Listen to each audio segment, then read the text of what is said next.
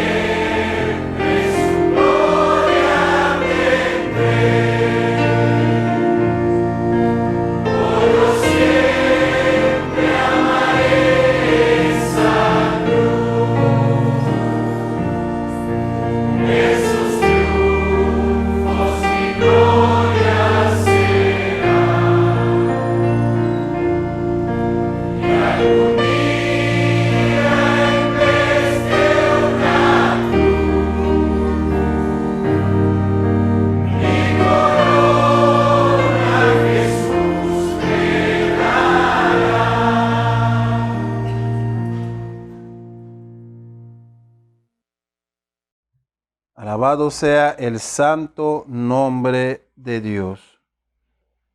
Elevamos ahora nuestra oración congregacional por las iglesias perseguidas. Oremos. Padre Santo, en nombre de nuestro Señor Jesucristo, te suplicamos que le des fuerzas a tus santos que sufren persecución a causa de la verdad. Consuélalos con toda consolación de lo alto. Amén. A continuación, elevamos nuestra adoración a Dios entonando el himno titulado Ya pertenezco a Cristo. En el himnario Celebremos su gloria, es el himno número 352. La palabra de Dios a través del apóstol Juan en su primera carta, en el capítulo 3, verso 2, nos dice así: Amados, ahora somos hijos de Dios, y aún no se ha manifestado lo que hemos de ser. Pero sabemos que cuando Él se manifieste, seremos semejantes a Él, porque le veremos tal como Él es. Cantemos.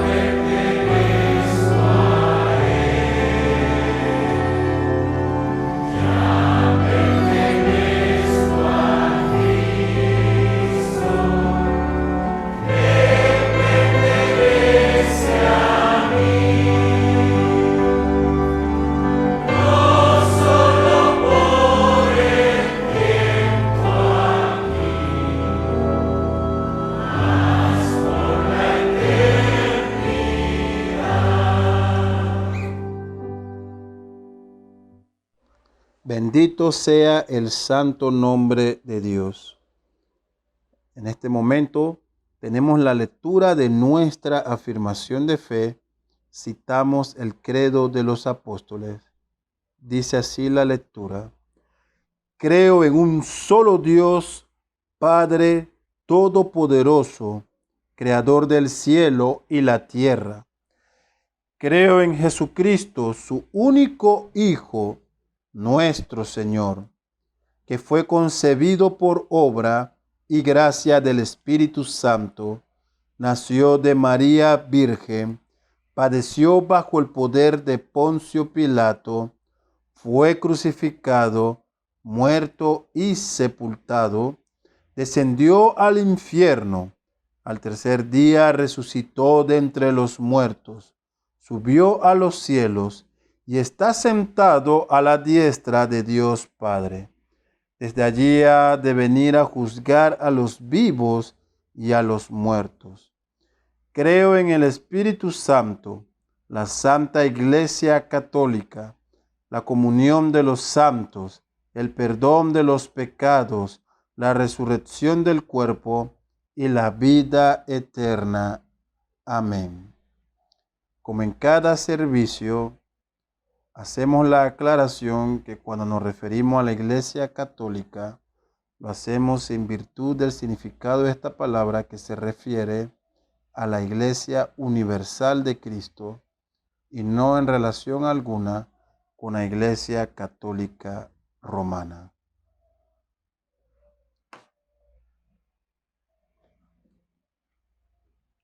Elevamos en este momento nuestra oración de gratitud a Dios por su providencia a lo largo de esta semana y su cuidado para con cada uno de nosotros. Oramos la oración que se encuentra contenida en el Evangelio de Mateo, capítulo 6, versos del 9 al 13, conocida comúnmente como el Padre Nuestro. Oremos.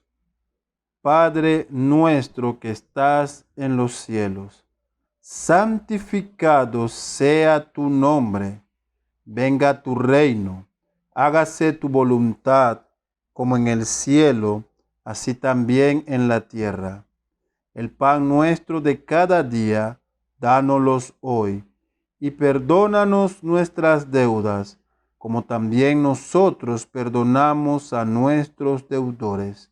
Y no nos metas en tentación, mas líbranos del mal, porque tuyo es el reino, y el poder, y la gloria, por todos los siglos. Amén. Cantamos en adoración a nuestro Dios, entonando el himno titulado Sea la paz. En el himnario Celebremos su gloria. Es el himno número 178.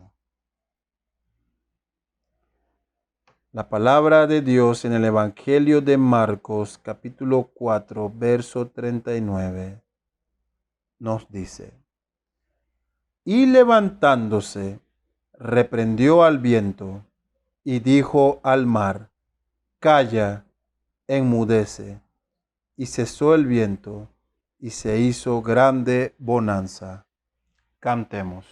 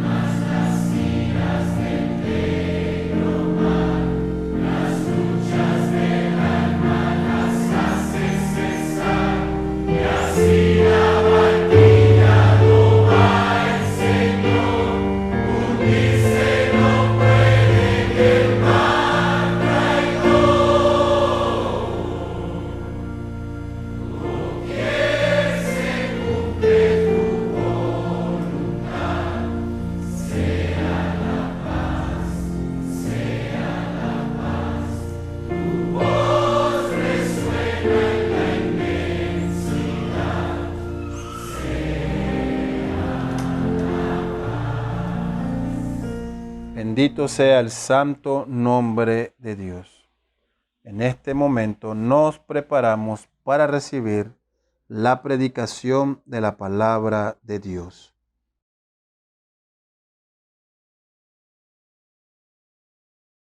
Saludos hermanos, el Señor los bendiga a todos ustedes el día de hoy. Me gustaría que pudieran buscar en sus Biblias el libro de Santiago capítulo 2, versículos del 1 al 13, para dar lectura todos juntos a la palabra del Señor. Y dice así Santiago capítulo 2: Hermanos míos, que vuestra fe en nuestro glorioso Señor Jesucristo sea sin acepción de personas. Porque si en vuestra congregación entra un hombre con anillo de oro y ropa espléndida, y también entra uno pobre con vestido andrajoso, y miráis con agrado al que trae la ropa espléndida y le decís: siéntate tú aquí en buen lugar, y decís al pobre: estate tú allí en pie, o siéntate aquí bajo mi estrado. ¿No hacéis distinciones entre vosotros mismos y venís a ser jueces con malos pensamientos? Hermanos míos amados, oíd. ¿No ha elegido Dios a los pobres de este mundo para que sean ricos en fe y herederos del reino que ha prometido a los que le aman? Pero vosotros habéis afrentado al pobre. ¿No os oprimís los ricos, no os oprimen los ricos, y no son ellos los que os arrastran a los tribunales? ¿No blasfeman ellos el buen nombre que fue invocado sobre vosotros? Si en verdad cumplís la ley real, conforme a la Escritura, amarás a tu prójimo como a ti mismo, bien hacéis. Pero si hacéis acepción de personas, cometéis pecado y quedáis convictos por la ley como transgresores. Porque cualquiera que guardare toda la ley pero ofendiere en un punto, se hace culpable de todos. Pero porque el que dijo, no cometerás adulterio, también ha dicho, no matarás. Ahora bien, si no cometes adulterio pero matas, ya te has hecho transgresor de la ley. Así hablad y así haced, como los que habéis de ser juzgados por la ley de la libertad, porque juicio sin misericordia se hará con aquel que no hiciere misericordia, y la misericordia triunfa sobre el juicio. Vamos a orar. Padre, te agradecemos por este día que tú nos das. Señor, gracias por tu cuidado y tu misericordia para con todos nosotros.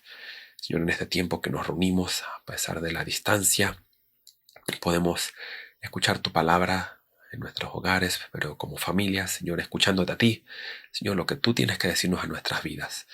Padre, en este tiempo queremos pedirte, Señor, que tu palabra, que es una espada cortante, Señor, de dos filos, que penetre lo más profundo de nuestro ser, Padre, para que podamos ver aquellas cosas que necesitamos cambiar en nuestras vidas.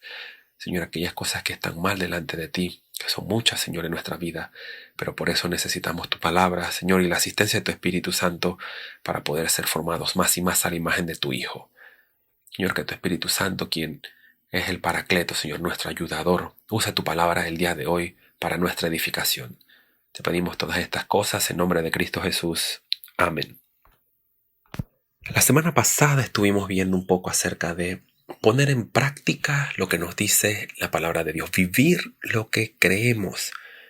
Y mencionaba acerca del capítulo 1, de versículos del 19 al 27, cosas que competían al carácter cristiano.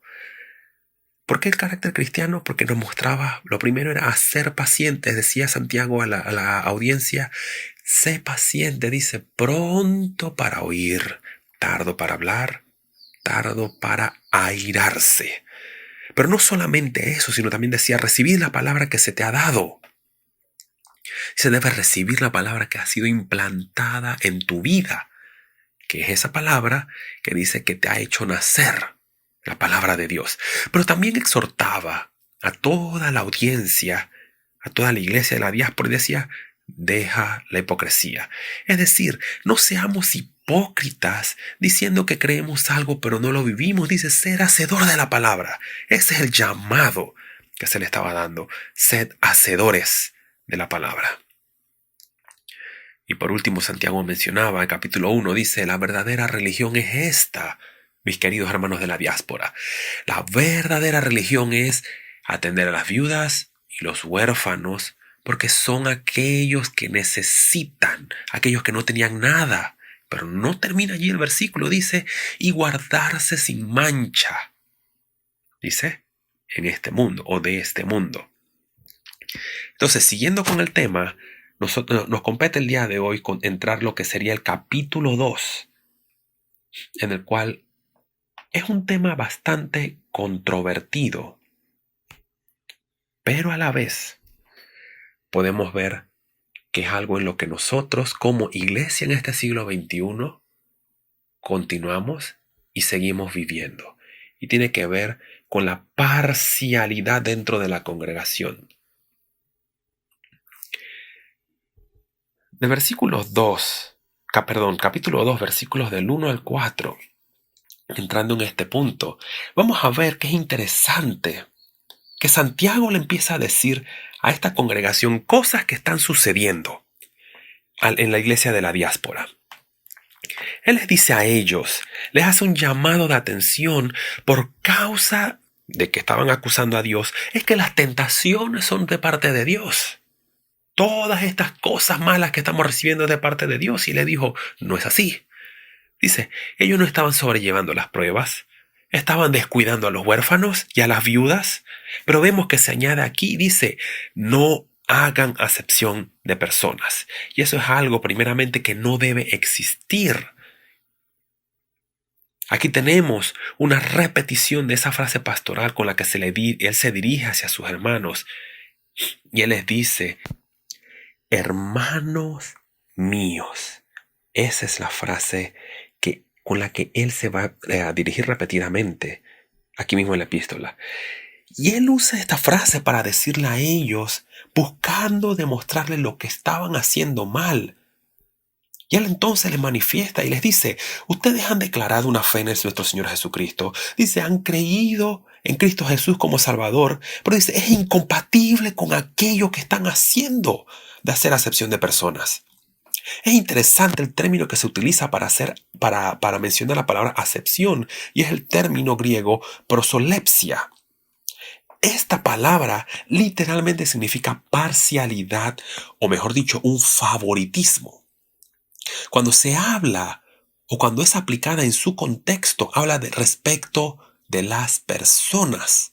Pero más aún, cuando se ve un poco más allá detrás de este término, cuando se hace proselepsia, cuando es parcialidad, lo que está diciendo era realmente un favoritismo por encima del otro. Pero más todavía que favoritismo, es decir, este es bueno y este es malo. Es decir, cuando estaban haciendo su proselepsia, su distinción o su parcialidad, ellos estaban diciendo que el rico era bueno y el pobre era malo. Simplemente porque eran juzgados por lo que se veía, por lo que ellos podían ver externamente. Pero el hecho de decirles que su fe en Cristo Jesús es incompatible con eso que hacen es debido al ejemplo que nuestro Señor Jesucristo dejó. Nunca se le ve excluyendo personas. Más bien, vemos que Él es criticado por estar con personas que no eran socialmente vistosas. Prostitutas, cobradores de impuestos, gentiles, endemoniados. Por lo tanto, el llamado que el apóstol hace aquí, si verdaderamente han creído en Cristo Jesús, ¿es acaso correcto tener la actitud que han demostrado? Evidentemente no. Un juicio por la apariencia externa del versículo 2 al 4. Al parecer, esto era algo que no siempre sucedía, pero sí estaba presente en medio de ellos.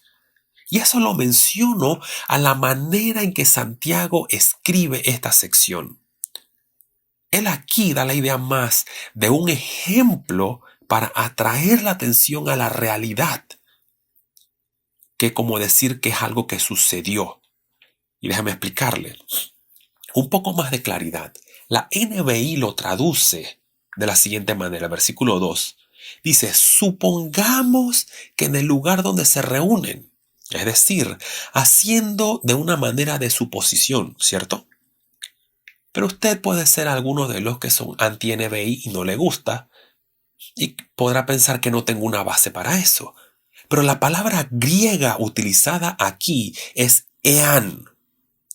Y esto es importante porque esta palabrita ean es la palabra en el versículo 2 porque sí, ese sí. Y ese ean es un condicional, no es una afirmación. En otras palabras, entonces, lo que aquí se está diciendo es una suposición para que los queridos hermanos de la diáspora se den cuenta de su error.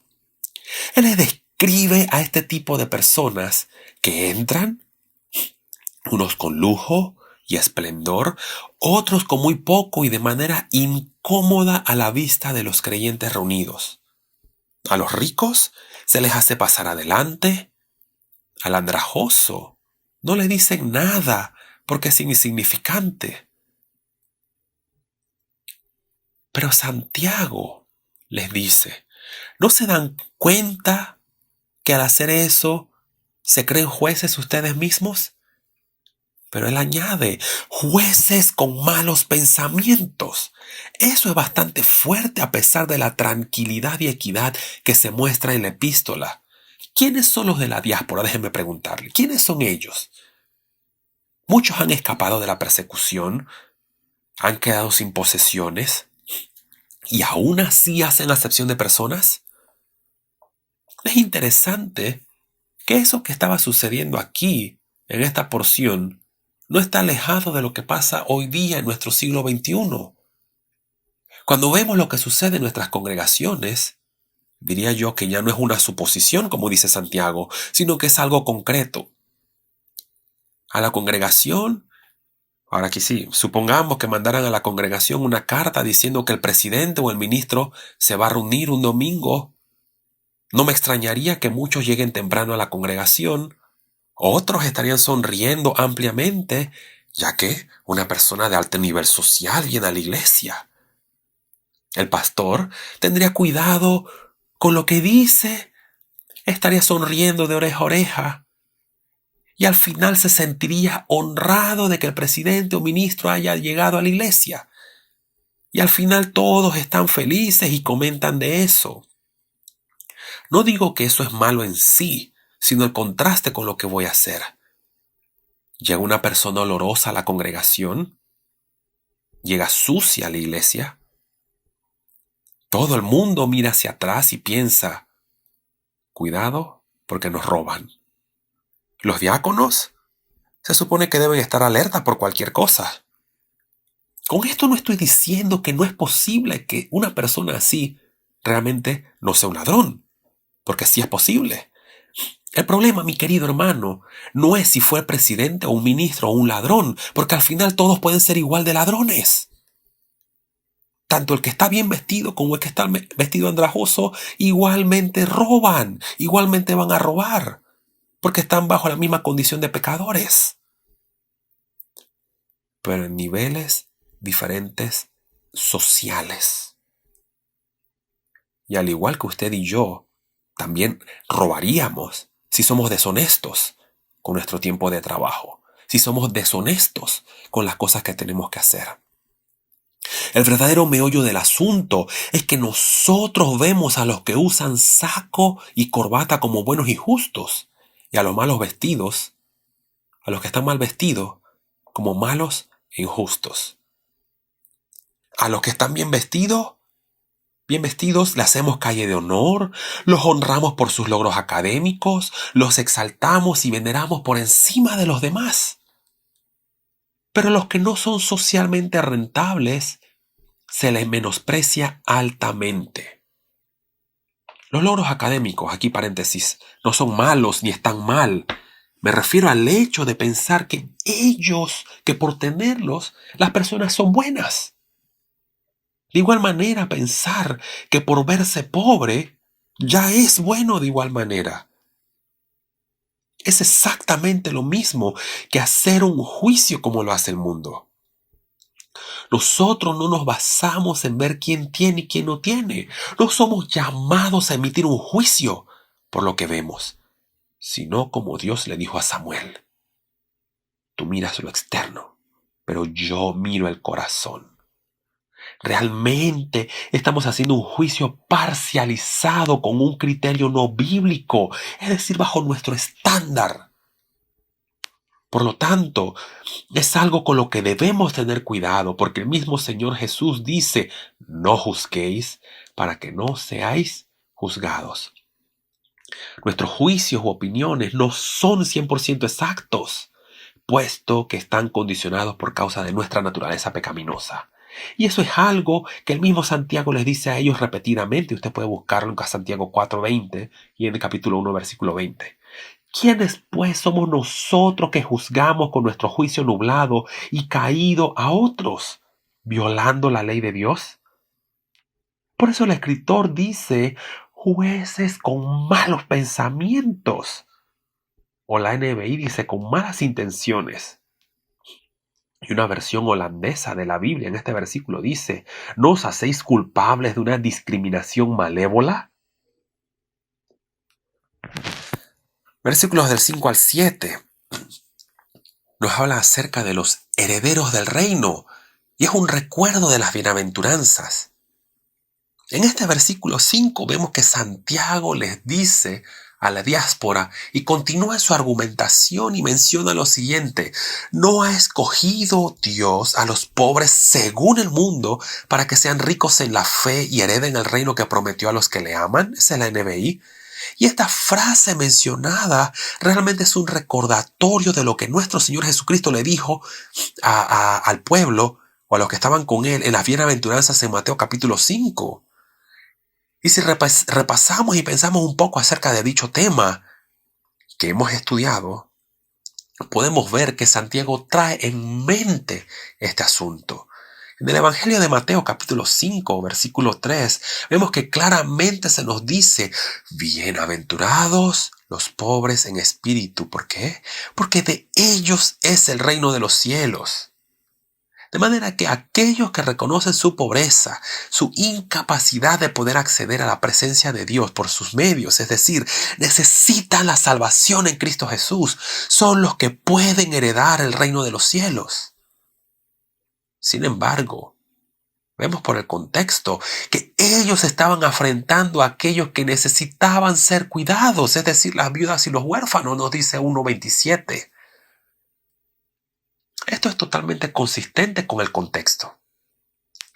Debido a que el cristiano no puede decir que es de sana doctrina y por otro lado no vive lo que cree y viceversa. Creo que en este punto es el error más grande del día de hoy de la iglesia. Creerse altamente intelectual. Se conocen de libros, se saben todos los argumentos, todas las definiciones, pero no saben vivir una vida cristiana en santidad. Usted es testigo de eso. Pero vemos cómo este verso nos recuerda que aquellos que estaban siendo oprimidos dentro de la iglesia, los pobres del mundo, los pobres según el mundo, son ellos los que iban a heredar el reino. Ya sea de ropa espléndida o andrajoso, no podemos clasificarlos y decir este es bueno y el otro no. Más bien debemos enfocarnos y recordar que los pobres según el mundo son ricos en el Señor, son herederos y coherederos juntamente con Cristo. Es por medio de la obra de nuestro Señor Jesucristo, nuestro amado Salvador, que usted y yo somos considerados pobres. ¿Sabe por qué? Porque reconocemos nuestra incapacidad para poder salvarnos. Pero que podemos ver entonces, nos debe también a nosotros enseñar a sujetarnos y a tener cuidado en no cometer el mismo pecado que los de la diáspora. Ellos estaban haciendo un juicio nublado hacia los pobres.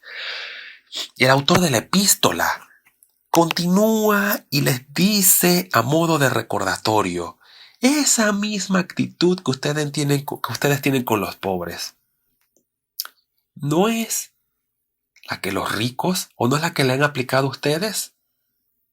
Estos ricos a los que ustedes tanto están honrando, tanto estaban venerando y haciéndoles calles de honores, son los primeros en enjuiciarlos y en sentenciarlos. Pero dice que mucho más grave es porque blasfeman el nombre de Dios. El entendimiento humano ha quedado nublado cuando se trata de personas que están en condiciones o en condición de menos privilegiados. Los que son pobres, donde realmente Santiago ahora los incluye a ellos también, a lo de la diáspora. Les dice a este punto, ellos mismos son los que los han oprimido a ustedes, es decir, a todos, a los pobres que ustedes oprimen y a ustedes mismos. Pero hay un juez verdadero y vemos que hay una ley verdadera, los mandamientos del Señor. Y en el versículo 8, nosotros podemos ver que nos dice, si en verdad cumplís la ley real conforme a la Escritura, amarás a tu prójimo como a ti mismo, bien hacéis. Santiago aquí nuevamente está enfatizando lo que nuestro amado Salvador nos enseñó. Y dice, amarás a tu prójimo como a ti mismo, dice Mateo 22:39. Eso es algo a lo que nosotros somos llamados. Es más, esta es la clave para entender cualquier tipo de discriminación que pueda haber dentro de la congregación. Y esto queda reforzado o se refuerza la idea mencionada del 1:27 respecto a las viudas y los huérfanos. Si los de la diáspora sentían que las viudas y huérfanos eran una carga, pregunto, ¿estaban amando a su prójimo como debían? Pero vemos que esto era algo en lo que estaban fallando. Algo en lo que estaban fallando. Pero hay algo negativo que podemos ver en todo esto respecto a la ley. Bueno, no a la ley, sino a lo que estaban haciendo y cómo la ley los condena. El autor aquí, Santiago, les dice que hacer esto de la parcialidad, de decir que los bien vestidos son buenos y los mal vestidos son malos, llamar a uno bueno, llamar al otro malo por su apariencia externa, es una violación a los mandatos del Señor y por tanto son culpables de quebrantar la ley. Sí, es un pecado. Hacer acepción de personas es pecado. No es un error, no es un desliz, o entre comillas, bueno, es que soy pecador, bueno, mi trasfondo, mi crianza, no, yo no me crié con gente así. Sí, es cierto, pero no anula que sea un pecado por hacer acepción de personas, por tener favoritismo de unos que de otros. Es decir, al espléndido como justo y al andrajoso como injusto. Santiago les demuestra que ninguno se escapa de esto, pero no se enfoca ahora mismo directamente en la parcialidad, sino que hace una transición hacia lo que es la ley de Dios y ser transgresor de ella. Todo aquel que quebranta uno de los mandamientos del Señor, no solo viola un mandamiento, sino que quebrantó la totalidad de la ley. Es como, por ejemplo, usted puede mirar en su casa o cuando está en la congregación, las lámparas están colgando. Usted puede ver que está colgada por una cadena. Y déjeme preguntarle, ¿cuántos eslabones necesito para que se caiga la lámpara? ¿Cuántos eslabones necesito cortar para que se caiga la lámpara? Es necesario cortar un eslabón. No importa si es el primer eslabón, o es el medio, o es el último, la lámpara se va a caer. No importa, mi querido hermano, qué mandamiento ha quebrantado, si es el primero, si es el tercero, si es el quinto, se hace transgresor de la ley, de la totalidad de la ley.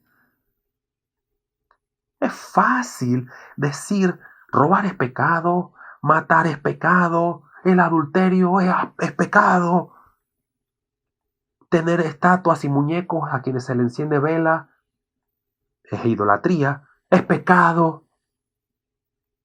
Sin embargo, hacer juicio por la apariencia externa, para bien o para mal, sin conocer a la persona, bueno, eso no es pecado. Es pecado. Porque viola el mandamiento 6, 8 y 9. No matarás porque no se preserva la vida y honra de la persona. El 8, porque no hurtarás, porque no se está haciendo nada para trabajar o ayudar al que necesita. Yo no estoy hablando de mantener al otro. No estoy hablando de paternalismo. Estoy hablando de ayudar al prójimo. Y el mandamiento número 9, porque no se ha procedido con veracidad. Por eso las palabras de Santiago dicen, ya te has hecho transgresor de la ley. Permítame preguntarle algo. ¿Se siente identificado con algo de lo que he mencionado?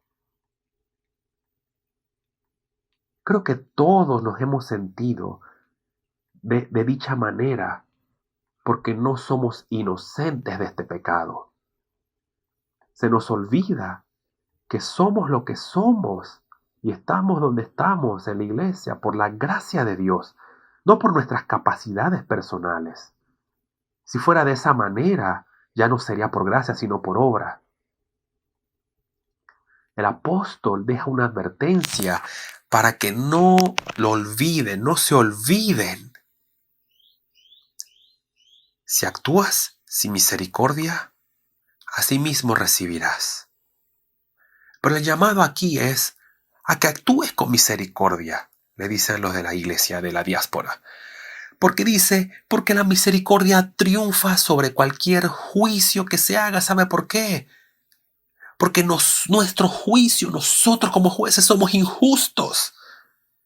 Son juicios parcializados. Solo Dios es justo. Usted y yo somos jueces injustos, condicionados por causa del pecado. De manera que aquí podemos ver cómo Santiago nos dice que debemos recordar que si recibimos misericordia, debemos mostrar misericordia. Pero que de esa manera podamos amar a nuestro prójimo como a nosotros mismos. Concluyo. Santiago le escribe a esta congregación mostrándoles que había algo lo que estaban haciendo mal, un pecado, que era la parcialidad de la congregación, era hacer acepción de personas o prosolepsia, hacer un favoritismo y llamar a unos buenos y a otros malos por causa de lo que veían externamente. Y eso es algo que no debía existir, porque dice, es en la fe en Cristo Jesús. Ustedes no han aprendido de esa manera. Sea sin acepción de personas. No se debe hacer un juicio por la apariencia externa, porque tenemos un juicio nublado. Nuestro juicio no puede ser parcial por causa del pecado. Por eso necesitamos lo que decía Santiago antes, en el capítulo anterior, ser hacedores de la palabra.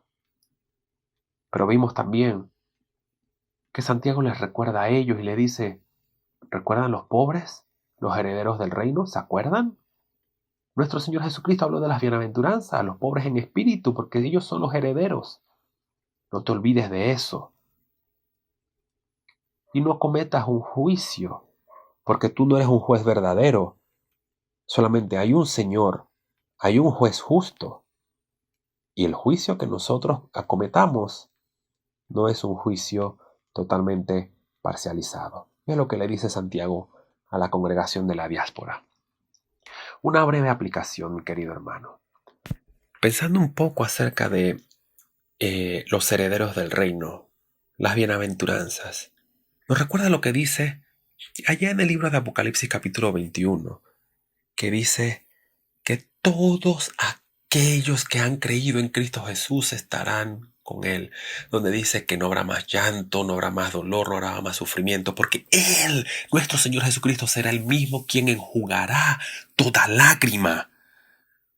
Y cuando vemos lo que dice Apocalipsis, dice que Él mismo enjugará toda lágrima, porque dice que allí estarán los que son los herederos del reino, estarán con el Señor.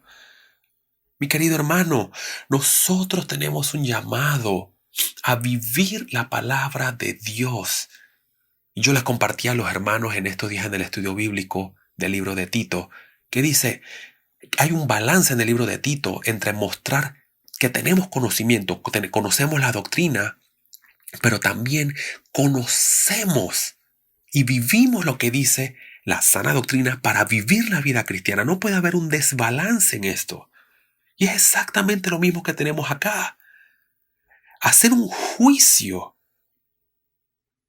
es también excluir a aquellos que son herederos del reino, que estarán con nosotros en gloria. Pero porque nosotros pensamos que somos mejores, también podemos ofender a nuestros hermanos. Podemos de una u otra manera hacerlos sentir mal, ya sea que tengamos o ya también sea que nosotros pensemos que tenemos menos. Eso no debe existir, mi querido hermano. Tenemos algo en común los unos con los otros, ya sea el rico y el pobre dentro de la congregación. ¿Y sabe qué es? Tenemos el mismo Espíritu Santo. Todos somos templos del Espíritu Santo. Todos hemos sido redimidos. Todos tenemos diferentes luchas. Todos tenemos diferentes niveles sociales, pero somos un solo pueblo. Somos una sola iglesia. Somos un solo cuerpo en Cristo Jesús. Y eso aquí que podemos meditar acerca de Apocalipsis. Aquellos que tienen, nada de eso va para allá. Aquellos que no tienen, nada de lo que no tienen tampoco irá. ¿Sabe por qué? Porque en Cristo tenemos todo. Y aquí, mi querido hermano, en esta tierra, ya sea que tenga mucho o poco, en Cristo, mi querido hermano, tenemos todas las cosas. No debemos olvidar que por más de la apariencia externa, todos los que están dentro de la congregación del Señor son pobres en espíritu. Y por eso nosotros entonces podemos heredar y heredaremos el reino de los cielos. Vamos a orar. Padre, te agradecemos por este tiempo que nos has dado con tu palabra. Padre, te pido que este tiempo, Señor, que hemos podido reflexionar, Señor, no a profundidad, pero sí ver las correcciones, Señor, el pecado que estaba cometiendo esta congregación de la diáspora, sigue siendo pertinente para nosotros, Señor, y que nosotros como iglesia también podamos, Señor, ver lo que está mal en nuestras vidas, lo que está mal como iglesia, y que pueda ser corregido porque queremos glorificar tu nombre en lo que hacemos. Padre, por cada uno de mis hermanos, Señor, sus diversas luchas, ayúdalos. Señor, dale fortaleza por medio de tu palabra. Señor, conforta el corazón de aquellos que están padeciendo tiempos difíciles, Señor, ya sea laboral, Señor, ya sea por enfermedad. Padre, porque tú eres quien conoce todas las situaciones de cada uno mejor que yo, Señor, mejor que cada uno de nosotros. Padre, fortalece a aquellos que están débiles en la fe. Señor, y que prontamente también podamos reunirnos todos juntos, Señor, como tu pueblo, en tu iglesia. Señor, y que alabemos y glorifiquemos tu nombre, Padre, como tiene que ser. Gracias, Señor, por todo y te pedimos esto en nombre de Cristo Jesús. Amén.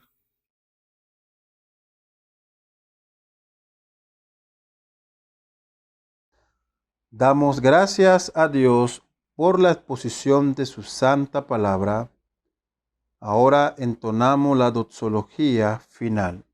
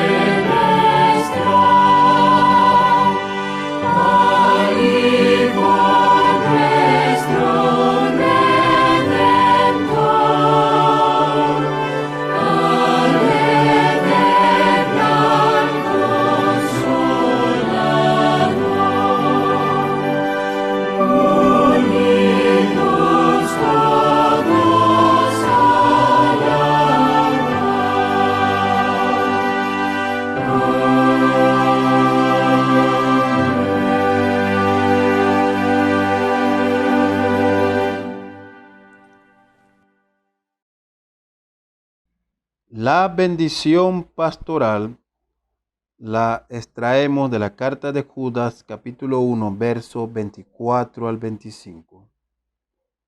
Y aquel que es poderoso para guardaros sin caída y presentaros sin mancha delante de su gloria con gran alegría.